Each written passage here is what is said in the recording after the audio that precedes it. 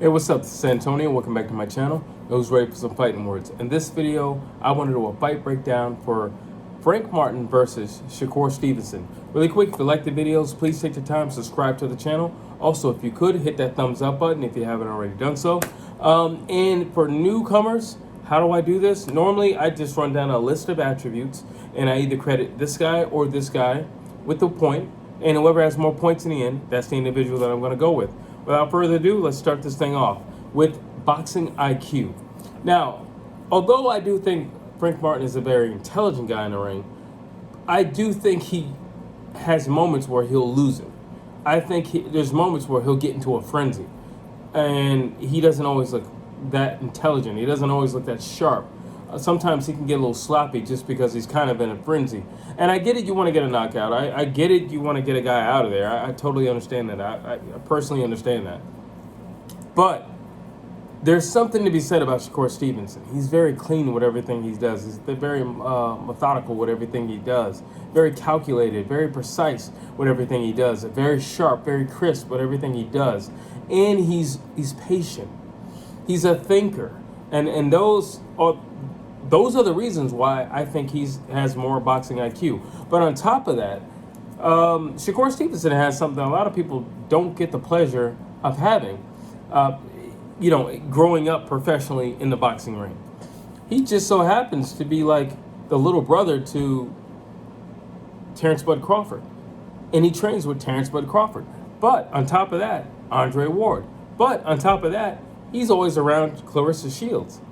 Like, he's around a plethora of talent. He's around champions, undisputed champions at that.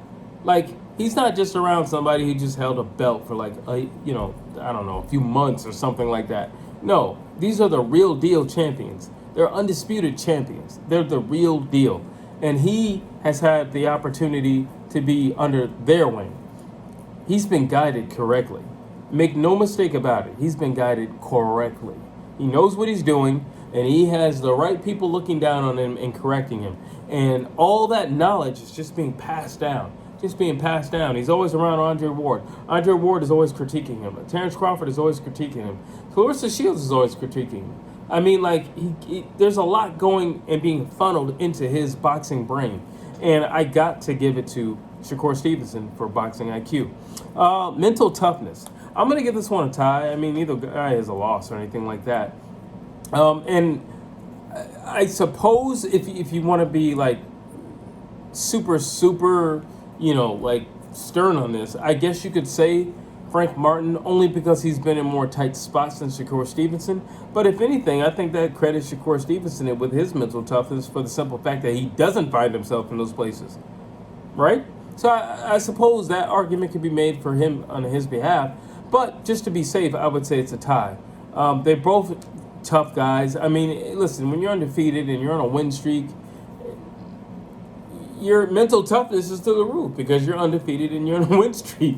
So, I mean, until I see some real adversity, and I'm not saying like Frank Martin has had flat-out wars in the ring. I haven't seen any wars from the guy. But I feel like his opponents have touched him up more than Shakur Stevenson. His past opponents have touched him up. But I personally think it's a tie. Versatility. Who's more versatile in the ring? So I think Frank Martin can fight pretty much any stage or anywhere in the ring. But I think he definitely has a comfort spot. And I think that's more in the pocket. I think that's more when somebody's against the ropes or in a corner. I think he's more comfortable with that position in the ring. But when you look at Shakur Stevenson, it doesn't matter where he's at. If you give him space, you're going to have problems. If you take away that space, which is very difficult to do, I have yet to see anybody effectively do it, you would have problems as well because he does have a mean streak. Shakur Stevenson, he doesn't show it a lot because he's always in control, but he does have a mean streak. And I imagine if somebody were to put him in a tight situation or get him in a bind or just get him in a compromised position in the ring where he's not able to maneuver out, I imagine he would fight back, and I imagine he would fight very, very tenaciously to get out of that situation. However, you look at Frank Martin, I think he would just be comfortable in that place. Like if his back was against the wall, I think he would be comfortable with his back against the wall, and I think he could fight from an area of his back or a place of his back being against a wall. Perfect example, let's just say either guy was fighting a bigger, stronger guy, and that bigger, stronger guy had them with their backs against the ropes or in the corner. I feel like Frank Martin could settle it in his mind and in his heart and say, you know what, I'm going to be in these ropes all night. So I'm just going to fight off these ropes all night. While you look at a Shakur Stevenson, he's like, yeah, but I'm going to figure out a way to get off these ropes, and I'm also going to work to not get back on these ropes. And that's versatility. You look at Shakur Stevenson, how he'll pick punches.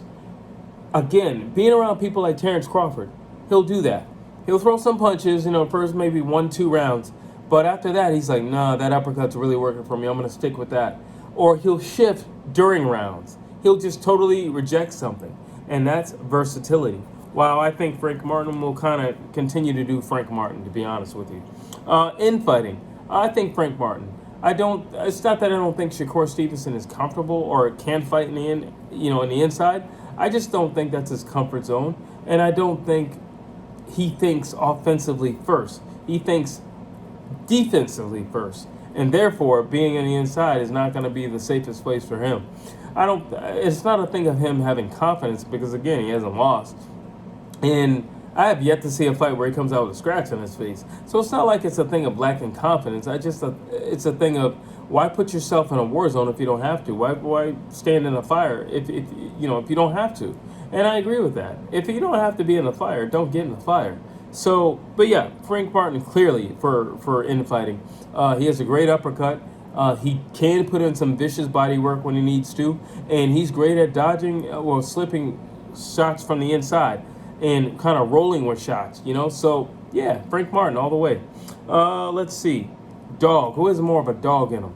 Now, like I said, Shakur Stevenson has a mean streak, and he can be pretty verbal in the ring.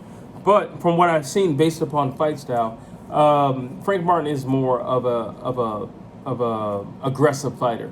And when I look at dog, I think he has more dog in him. I don't think Frank Martin's ever going to be in a fight where Frank Martin gives up on Frank Martin. Now, granted, I will credit that to Shakur Stevenson as well. I don't think Shakur Stevenson is ever going to give up on Shakur Stevenson. But since I haven't seen it, I can't really speak to it in terms of Shakur Stevenson. I don't know, when the going gets rough and you're cut and you're down 3 rounds, I don't know how he acts because that scenario has never been put before him. So I really don't know how he acts. Looking at how aggressive Frank Martin is and looking, just at his fight style, I can clearly say that he's got more dog. Durability. I'm going to go with Frank Martin. Shakur Stevenson doesn't get touched. I don't know how durable the guy is. He doesn't get touched. I really don't know. Again, he's more defensive-minded, so I really don't know. I've never seen him really hit hard or hit badly. Let me add something else onto that. I've never seen him hit consecutively, so I really don't know. So I'm going to go with Frank Martin for that. Speed. Shakur Stevenson. He's more defensive-minded. That's it. He's more defensive-minded. And he's always, seeing where you are. He's getting range down and things of that nature. No, but he has fast hands, and he can put them together, especially if he sees that you're hurt. He can put them together. Frank Martin does have fast hands, but Frank Martin, I don't feel like he has the fastest feet. He definitely has fast hands. But when I look at Shakur Stevenson, I just feel like he's fast all over. Footwork.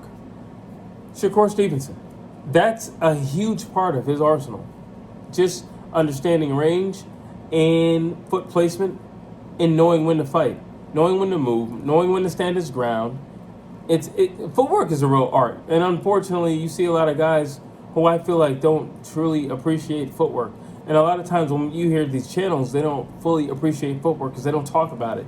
But footwork can win a fight. Literally, it can win a fight. And if you don't believe me, look at any of Shakur Stevenson's fights. Look at any of Devin Haney's fights. Look at any of Vasily Lomachenko's fights. Footwork can win a fight. So it's important.